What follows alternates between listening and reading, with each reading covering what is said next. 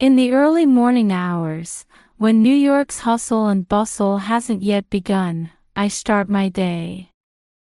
I switch on the coffee maker and pour myself a cup in the kitchen, where the rich aroma fills the air.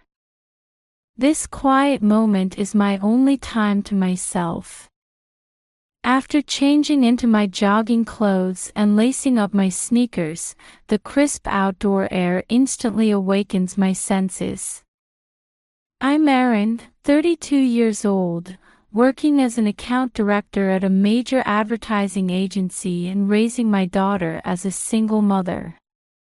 Each day brings both challenges and satisfaction, though I constantly feel the weight of responsibility on my shoulders. 8 years ago, I fell in love with Alexander, who was my colleague at the time. At a company party, I was drawn to his smile and his passion for the advertising industry. That night, champagne glass in hand, we spent hours together, laughing at his jokes and sharing our dreams for the future. "I'm lucky to work with such a passionate woman like you," he said, looking at me with genuine sincerity. As we continued dating, our attraction deepened. We spent weekends at art museums and concerts, finding refuge from work-related stress. His humor and warmth gradually opened my heart. Then one day, during a picnic in Central Park, Alexander presented me with a ring and proposed. "Erin, will you share your life with me?" His voice trembled slightly, but my answer was clear: of course, I'd love to. Our wedding was intimate, with only close friends and family in attendance. As we exchanged vows, tears welled up in Alexander's eyes. "With you, I feel like we can overcome any challenge," he said, and I felt deep love and trust in his words. However, after our daughter Lucy was born, my career ambitions grew stronger, which began to displease Alexander. "You're always focused on work. You never think about our family," he would say, his words constricting my heart. Moreover, his mother, Susan, strongly urged me to become a full-time housewife. "Children need their mother. Work should come second," she insisted, which added tremendous pressure. Our marriage deteriorated, and by the time Lucy turned 2, I finally decided to divorce. Life as a single mother was challenging, with each day feeling like a battle, but Lucy's smile was my saving grace. Now 4 years old, Lucy is a curious and adorable daughter whose presence sustains me. Our weekend morning ritual involves making pancakes together. "Mommy, let's add chocolate chips today," Lucy suggests enthusiastically. Watching her tiny hands stir the bowl brings an involuntary smile to my face. While balancing work and childcare is demanding, the time spent with Lucy is my source of energy. However, one day, my peaceful life took an unexpected turn I never could have anticipated. Recently, I'd been struggling with unusual drowsiness and lack of concentration at work. Initially, I attributed it to mere fatigue and stress. But the symptoms progressively worsened. There were times during meetings when I could barely keep my eyes open, and days when I felt completely drained of energy. One morning, my colleague Sarah approached me with concern. "Erin, are you all right? You've seemed really tired lately." "Just tired. Probably because work's been busy," I replied with a forced smile, though deep down, I knew something wasn't right. My condition showed no signs of improvement. I began experiencing dizziness, nausea, and memory problems. Even my boss Mike pointed out that my work performance had declined. Erin, it's unusual for you to make so many mistakes. If something's wrong, please tell me. I'm sorry, Mike. I think I'm just feeling under the weather. I'm sure I'll get better soon. I made excuses to get through the moment, but my confidence was steadily eroding. When I returned home, Lucy was playing in the living room. "Welcome home, Mommy." Her cheerful voice was my only comfort. While finding solace in her smile, I continued pondering the reason for my persistent ill health. One evening, as I was preparing dinner, Lucy came into the kitchen. "Mommy, can I help?" "Of course, Lucy." I asked her to wash the vegetables. While I started cooking the steak, I noticed from the corner of my eye that she was holding a small bottle. "Lucy, what's that?" I asked. "This?" "Daddy gave it to me. He said it's an energy drink to make Mommy feel better," Lucy replied innocently. "Energy drink?" Though puzzled, I told Lucy to put it away. "Thank you, but I don't need it right now." That night, lying in bed, I couldn't stop thinking about that small bottle. Why had Alexander given such a thing to Lucy? Could it be connected to my health issues? My suspicions only grew stronger. The next day, I deliberately chose to eat out and avoided consuming anything at home. Surprisingly, after a few days, my symptoms of drowsiness and dizziness began to subside. I was convinced this wasn't a coincidence. One evening, I caught Lucy trying to mix a light blue liquid from a small bottle into my dinner. "Lucy, what are you doing?" I asked, maintaining my composure. "Daddy said this would make Mommy feel better. He said it's a secret game and not to let Mommy know." Lucy explained innocently. "Daddy said that?"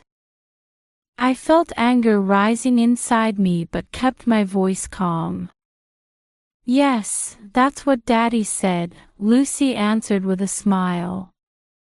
That night, after Lucy went to bed, I returned to the kitchen and retrieved the small bottle she had been holding. My heart was pounding. To identify the contents of this liquid, I took the bottle to a doctor the next day. "Could you analyze this liquid? I need to know what's in it." I explained the situation to the doctor while trying to maintain my composure. Before going to the police, I felt I needed to gather concrete evidence against Alexander and Susan. I decided to hire a private investigator to look into their activities. I knew I had to do whatever necessary to protect my daughter and myself. Thinking there might be more of those small bottles in the house, I began a thorough search. Late at night, after Lucy had fallen asleep, I searched every corner of the house. After checking the kitchen cabinets, refrigerator, and even Lucy's room thoroughly, I found nothing. Just as fatigue was setting in, I had a thought to check Lucy's toy box. There, I discovered several empty medication containers. The containers had labels for sleeping pills and anti-anxiety medications. I was shocked to my core. "Alexander, what on earth is he thinking?" I whispered to myself as I held the containers, determined to confront him. The next day, after dropping Lucy off at preschool, I called Alexander. Alexander, we need to talk. Can you meet me right now? Erin. What's this about? Alexander sounded surprised, but I firmly stated, I want to meet now, and hung up. We agreed to meet at a nearby cafe. I tucked the empty containers I'd found in Lucy's room into my bag and took a deep breath to calm myself. When I entered the cafe, Alexander was already seated. I sat across from him and placed the containers on the table. Do you know what these are? I asked calmly. Alexander showed a momentary look of surprise but quickly regained his composure and replied, What about them? Lucy was using these to mix something into my dinner. She said you told her to do it, I questioned, containing my anger. What are you talking about, Erin? I would never do such a thing. Alexander completely denied it, but I held his gaze. I've sent this for testing. When the results come back, we'll know the truth. At my words, Alexander was momentarily speechless but then said, Do whatever you want, and left. Back home, I immediately contacted Connor, the private investigator. He was experienced and had solved many complex cases. Connor, I need your help. I think my ex-husband is plotting something. Connor listened calmly and said, I understand. I'll start investigating his activities. Meanwhile, gather as much evidence as you can. I placed my trust in him and left the investigation in his hands. A few days later, Connor's report arrived. He had discovered that Alexander and Susan were meeting frequently, and Alexander had been making multiple visits to pharmacies. He also obtained recordings of their phone conversations. In one conversation, Alexander said, If the plan works, Erin will have no choice but to quit her job. Listening to the recording, I felt both anger and sadness well up inside me. So he was doing this to corner me. I couldn't stop my tears. Connor continued his investigation and ultimately uncovered that Alexander and Susan had been planning to force me back into being a full-time housewife. They had been trying to deteriorate my work performance to the point where I would have no choice but to quit. Erin, here's the evidence. Your ex-husband and his mother were systematically trying to trap you, Connor said as he handed me the evidence. Thank you, Connor. Now I finally know the truth, I expressed my gratitude to him. Afterward, I immediately consulted with the police.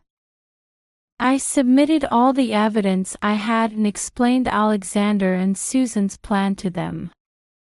After the meeting at the police station, I returned home to greet Lucy. I needed to embrace her as if nothing had happened, to reassure her. Though my heart was turbulent with anxiety and anger, I didn't want to show her even a hint of it. The next morning, I met with Mary, my lawyer who had helped me during the divorce. I trusted she would give appropriate advice for this situation as well. Erin, this isn't a simple situation. But the evidence you've gathered is very compelling. Her words gave me a glimmer of hope. Mary, I just want to protect Lucy. Her safety is my top priority, my voice trembled. I understand, Erin. We'll do everything we can to protect you and Lucy. Mary's words provided some comfort. The police began investigating Alexander and Susan. Their actions and phone records were scrutinized, further substantiating the evidence I had provided. It became clear that Alexander and Susan had plotted to drug my food, using Lucy as their unwitting accomplice. One day, the police contacted me, and an investigator visited us. "Ms. Aaron, we've confirmed Alexander and Susan's involvement. They were acting with intent to harm you." However, this wasn't the end.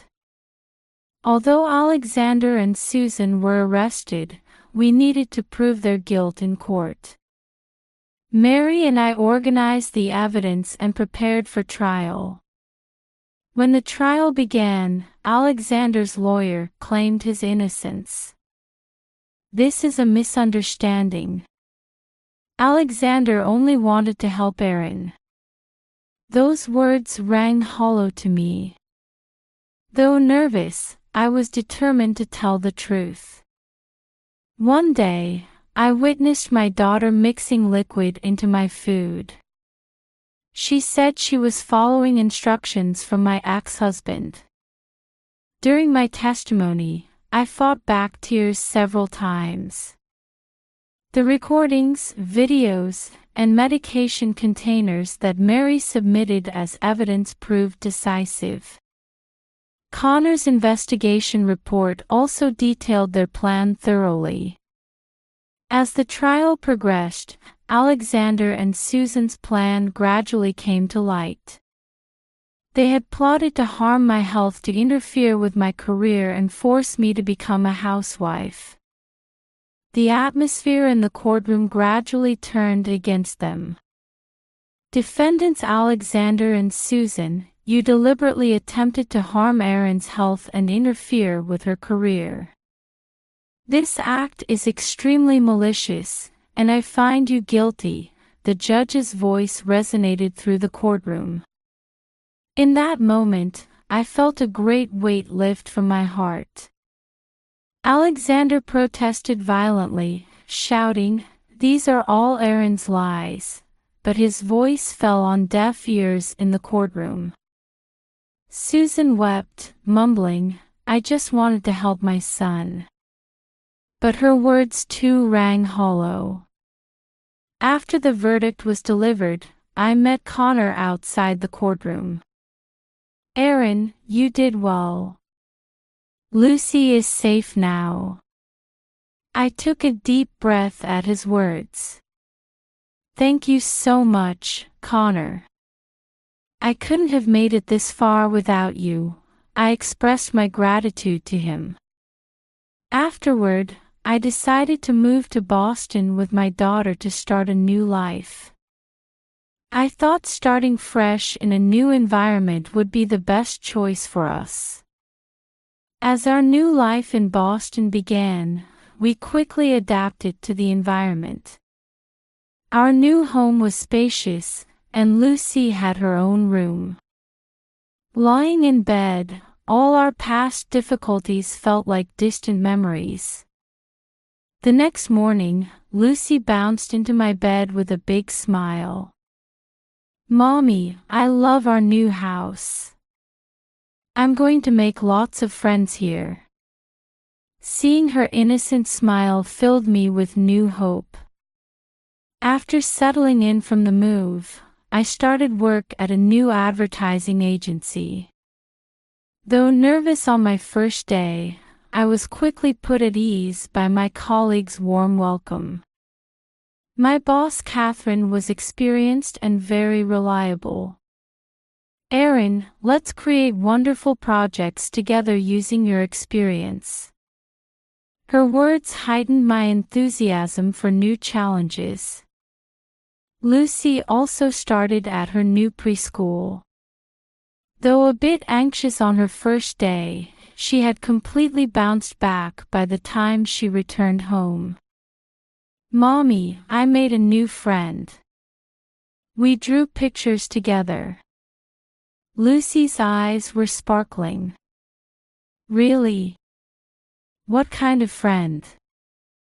I asked happily. She's very kind and good at drawing. I want you to meet her someday." Lucy's face was beaming with smiles. Seeing Lucy's smile made me feel that all our past struggles had been worthwhile. I felt that I had been able to build a new life for her sake and my own. Our daily routine gradually stabilized. On weekdays, I would drop Lucy off at preschool before heading to work. Weekends became our special time for visiting parks and museums, making every day enjoyable. One day, Lucy suddenly said, "Mommy, I'm so glad we moved here." "Yes, Lucy. I'm truly happy we could start a new life here," I answered while hugging her.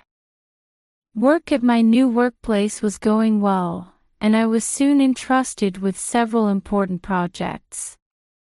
In particular, an advertising campaign for a major client was very successful, earning high praise from my boss Catherine.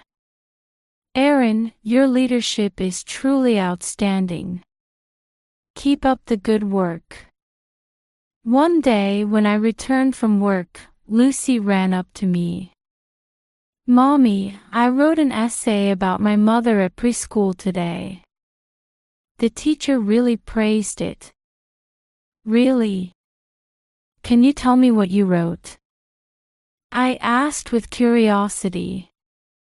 "Yes, I wrote about how strong and wonderful you are. I wrote that you're my hero." Lucy's words made my heart swell.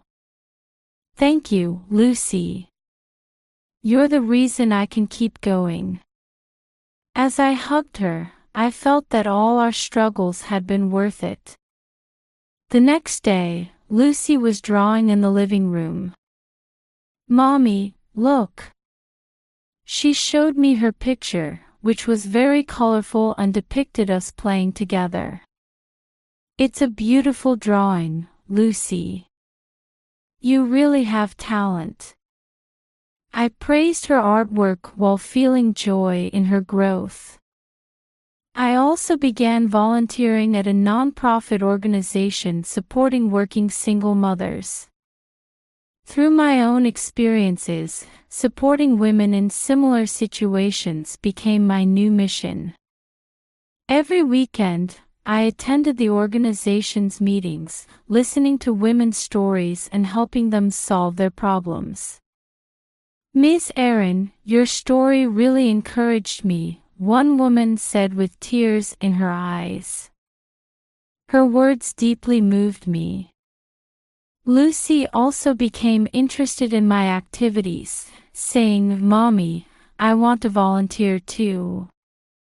One day, we organized an event for mothers, and Lucy helped look after the children. She naturally showed leadership while playing with the other kids. "Mommy, today's event was so much fun. I want to do it again." Seeing Lucy's smile, I realized how much she had grown. The bond between us mother and daughter deepened, and we built a relationship of mutual support in our daily lives. Lucy enjoyed her preschool life with new friends, while I found fulfillment through work and volunteer activities, meeting many people. Then, new challenges and joys came into our lives. One day, I was assigned a major project at work. I decided to give it my all and worked on it with my team. After overcoming many difficulties, the project was a great success. "Erin, you did an amazing job. This project succeeded thanks to your effort and leadership." Catherine looked at me proudly as she said this. That night, while having dinner with Lucy, I shared this joy with her. "Lucy, today was a really wonderful day. Mommy's project was successful." "That's amazing, Mommy. Congratulations." Lucy couldn't hide her joy and hugged me. While we enjoyed our new life, we never forgot our past experiences. They had made us stronger and given us the strength to live positively. I vowed to continue sharing many challenges and joys with Lucy. Later, I developed even bigger goals. I decided to join a movement advocating for legal reforms to protect working mothers' rights. Our activities gradually gained attention and many supporters. We're so grateful for your activities. Thanks to you, many mothers have been saved, one supporter told me. Eventually, our movement succeeded, and legal reforms were achieved. Working mothers' rights were protected, and an environment where they could work with peace of mind was established. I felt proud of these achievements and vowed to continue supporting many people. Lucy also continued pursuing her dreams. She developed an interest in art and joined an art club. Her work gradually gained attention, and she even won an award at an exhibition. "Mommy, look! My painting won an award." Lucy's eyes were shining. "That's wonderful, Lucy. I'm so proud of your talent." I hugged her, rejoicing in her growth. The bond between us grew stronger than ever as we built our new life together, supporting each other. Having overcome past difficulties made us stronger and more positive about life. 12 years have passed. Lucy and I have built a fulfilling life in Boston, meeting many people and gathering various experiences. Lucy is now in high school, steadily working toward her dreams. Her goal is to attend art school and build a career as an artist. "Mom, would you look at my portfolio?" One evening, Lucy called out from her room. Her work had become more refined each year. As I carefully looked through each piece in her portfolio, I could sense her growth. "These are wonderful, Lucy. Your work really shows your heart and soul." I smiled at her. "Thanks, Mom." "It's all thanks to you," Lucy smiled shyly. Mother's Day had become our traditional event day. This event supporting working mothers grew larger each year, attracting many participants. That day too, the venue was filled with the smiles of participating mothers and children. "Erin, thank you for another wonderful event this year," one participant called out to me. "Thank you all. This event continues because of everyone's support," I replied with gratitude. At the end of the event, Lucy's specially prepared artwork was displayed. Her painting depicted working mothers, expressing both strength and gentleness. Many mothers were moved to tears when they saw it. "Lucy, this painting is truly beautiful. We're all deeply moved by how you've captured the essence of motherhood," one mother expressed her gratitude to Lucy. "Thank you. I wanted to show how strong and wonderful my mother is, and all mothers are." Lucy's words warmed my heart. Though we've overcome many challenges, those experiences have strengthened us and given us the courage to face new challenges.